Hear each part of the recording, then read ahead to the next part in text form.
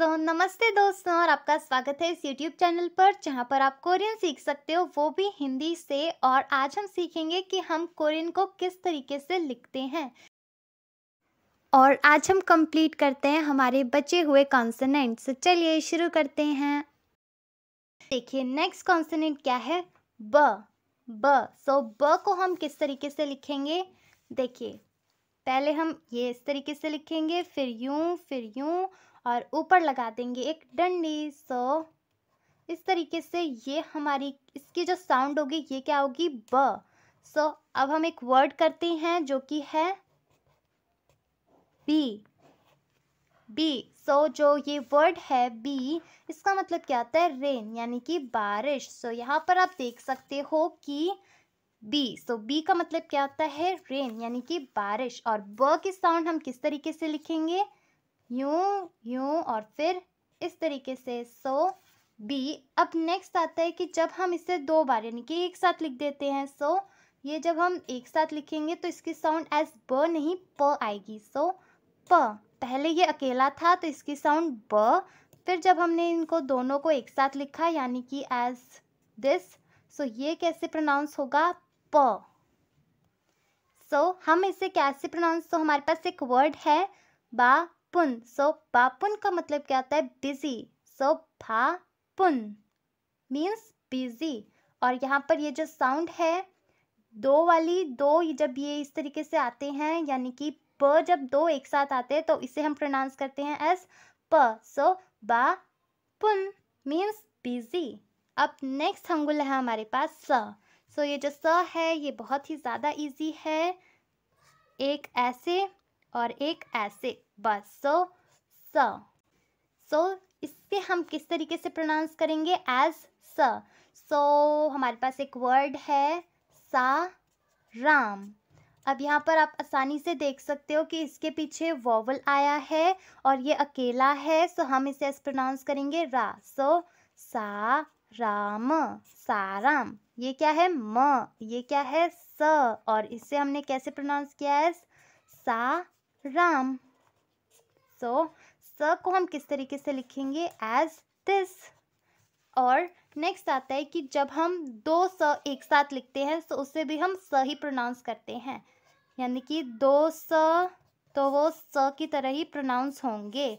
जैसे कि आप देख सकते हो यहाँ पर, यहाँ पर आप देख सकते हो ई सोयो, बस हमें इसके ऊपर थोड़ा सा एक्स्ट्रा हल्का सा एफर्ट लगाना पड़ेगा, ई सोयो। ई सोयो।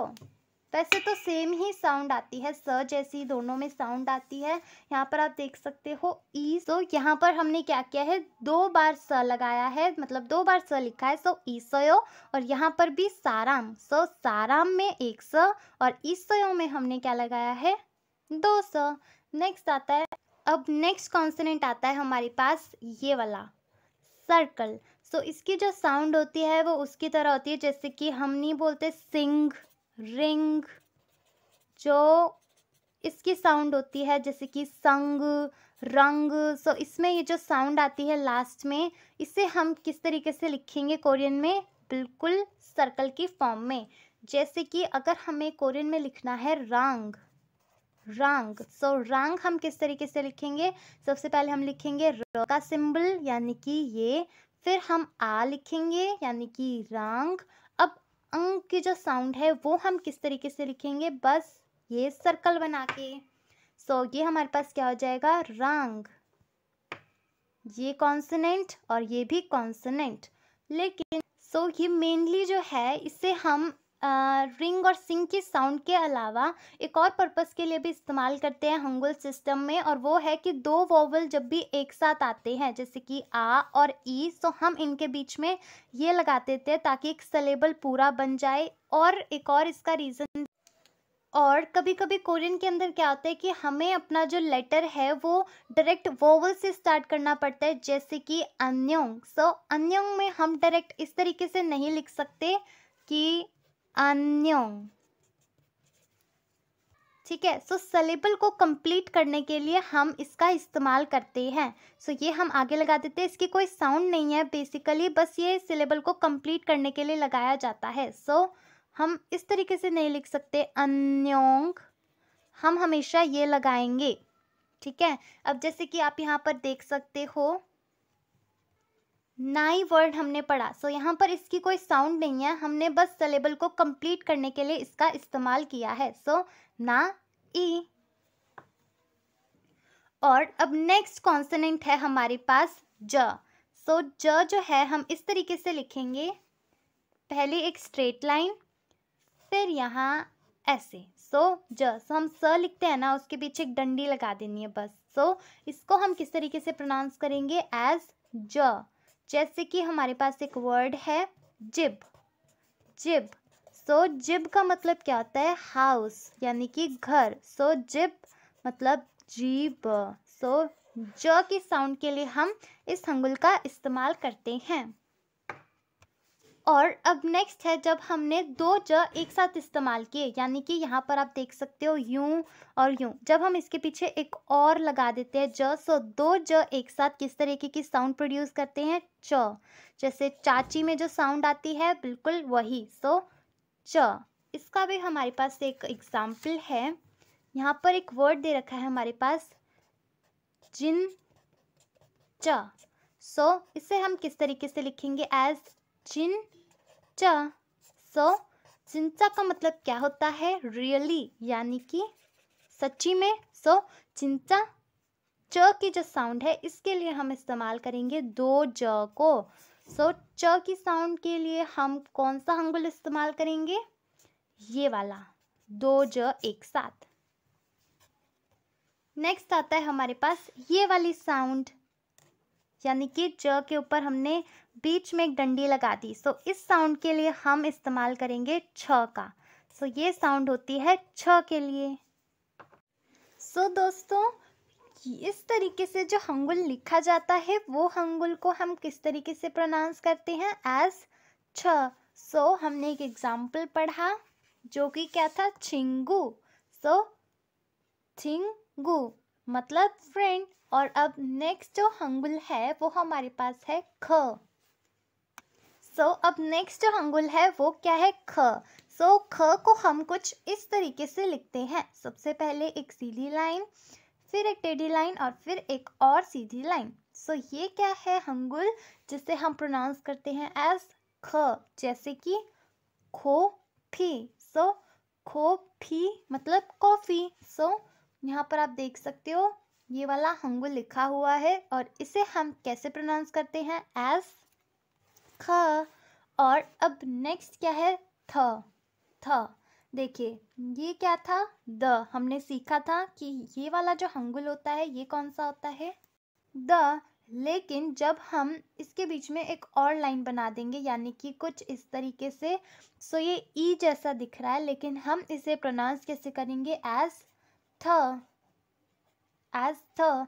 जैसे कि थू वाइस। जो ट्वाइस है उसे कोरियन में कुछ इस तरीके से लिखा जाता है, थू वा ई स। ये वाला जो हंगुल है इसे हम किस तरीके से प्रोनाउंस करते हैं, एज थ। ये क्या है, थ। अब नेक्स्ट जो हंगुल है वो हमारे पास क्या है, फ। फ को हम किस तरीके से लिखेंगे, सीधी लाइन, फिर एक ऐसे टेढ़ी लाइन, यूं यूं और इस तरीके से। इसे हम कैसे प्रोनाउंस करेंगे, एज फ। एक एग्जाम्पल हम देखते हैं कॉफ़ी का ही। कॉफ़ी को हम कोरियन में कुछ इस तरीके से लिखेंगे, खो और फ की साउंड और ई। खो फी। नेक्स्ट आता है और लास्ट कॉन्सोनेंट है आज का हमारे पास, ह। ह को हम किस तरीके से लिखेंगे, एक सीधी लाइन, फिर एक ऐसी टेढ़ी लाइन और ये छोटा सा सर्कल। इसे हम कैसे प्रोनाउंस करेंगे, एज ह। और जो हंगुल है उसको हम किस तरीके से लिखेंगे, उसका सबसे पहला लेटर है वो भी क्या है, ह। ह आ न मीन्स हन। और अब हमें लिखना है गुल। ग के लिए हमने कौन सा हंगुल पढ़ा था, ये वाला। और ऊ के लिए ये, और ल के लिए हमने कौन सा किया था, ये वाला। हन गुड़। सो इस हंगुल की जो आवाज है वो क्या होगी? हाँ। सो ये थे हमारे सारे के सारे कॉन्सोनेंट जो हमने पढ़े। ग, क, न, द, त, र या फिर ल, म, ब, प, स, जो सिंग में जो साउंड होती है वो वाली, ज, च, छ, ख, थ, फ, ह। सो ये थे हमारे आज के कॉन्सोनेंट्स और नेक्स्ट वीडियो में हम स्टडी करेंगे वॉवल्स को। सो मिलते हैं नेक्स्ट वीडियो में, तब तक के लिए बाय बाय।